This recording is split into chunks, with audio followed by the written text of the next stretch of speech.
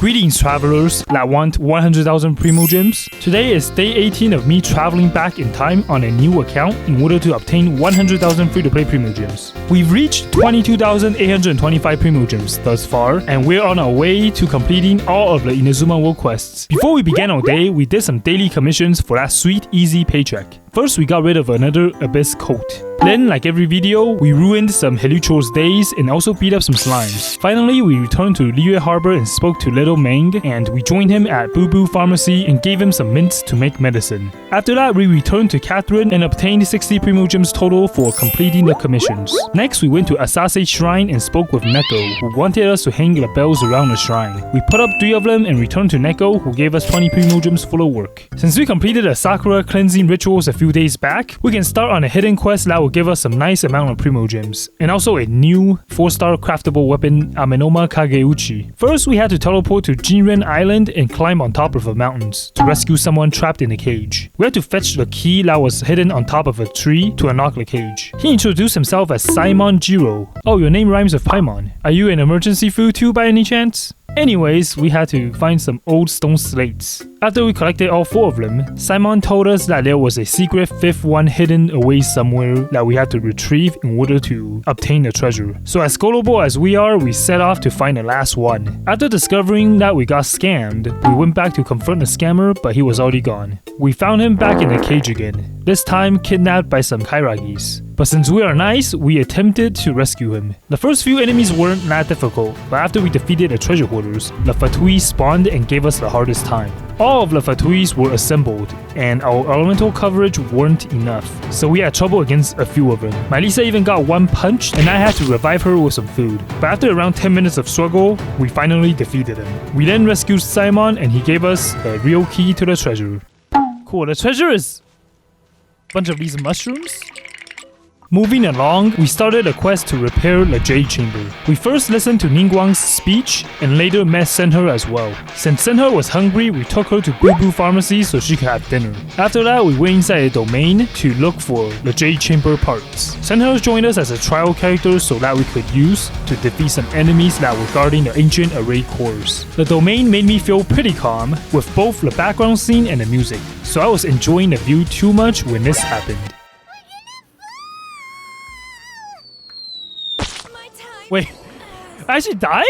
I didn't know I would actually die. After dying from fall damage, we went to destroy another core, but this time we landed in the water, so luckily history didn't repeat itself. We opened up some hidden chests along the way, and we were able to complete the domain after finding the parts to rebuild the Jade Chamber. We had to rest up for the night, so we talked to Cloud Retainer. Oh, we have her baby. Anyways, the next morning we met Beidou and Yunjin, and we agreed to work together to gather the materials. We headed off to find some star splinter iron and collected 2 of them near the cliffs. Together with Senher and Yunjin, we arrived at an abandoned village and talked to a traumatized old dude. We left Senher alone to talk with him, and we picked up another Jade Chamber material. Next, we headed to the middle of a lake and waited until dusk to find an ore. We also found Xiao standing alone and went to talk to him, but he doesn't want to talk to us. Oh well. We gathered both of the ores and went back to Liyue and spoke with a blacksmith, who smithed up some materials that we then handed over to Ningguang's secretary. Apparently, the Jade Chamber being rebuilt angered another sea monster, so it got attacked again.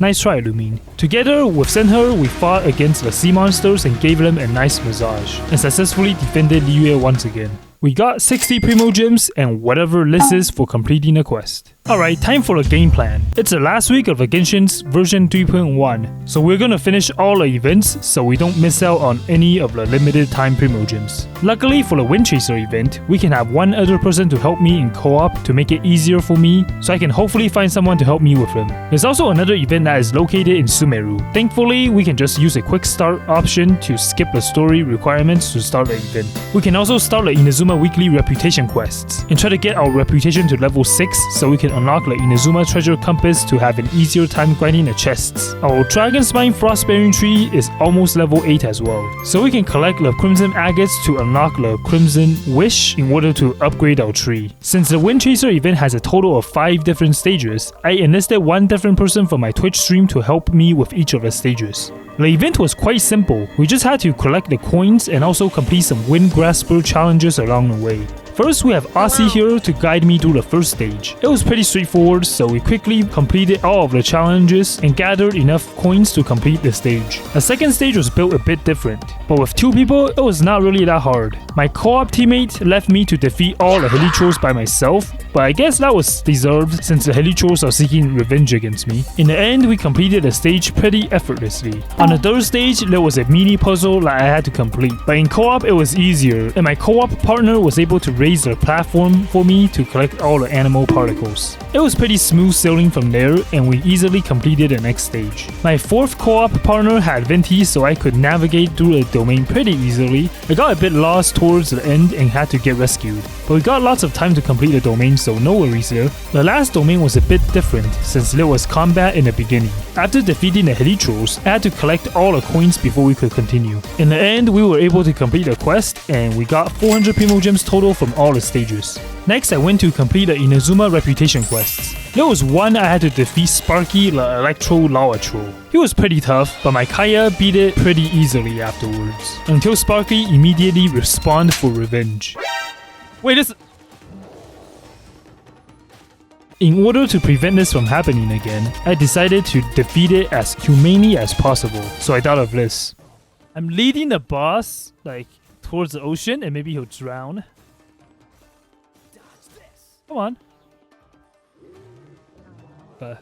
Wanna see a lava troll drown?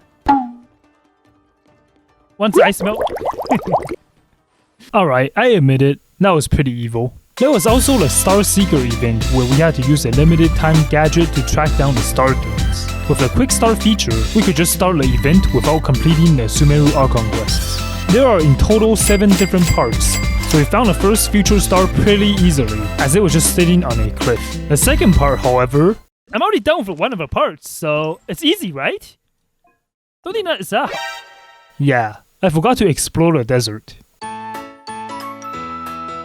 While exploring the desert area, we also collected all 6 of the stars, and after that we went back to talk to Banu. We submitted the future stars that we collected and summoned some fungi to fight. We also got a tiger to help us with the battle and completed the event afterwards. In my Dragonspine exploration, I enlisted a few people from my Twitch livestream to carry, explore with me. We collected a lot of crimson agates. Okay, I see the crimson agate over there.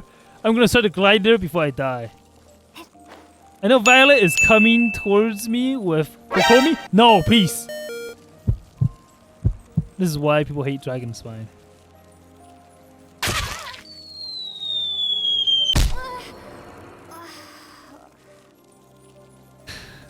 I just got swatted out of the air like a fly. And now I'm just back here again. Frosty even came back to life, so we had another intense battle against it.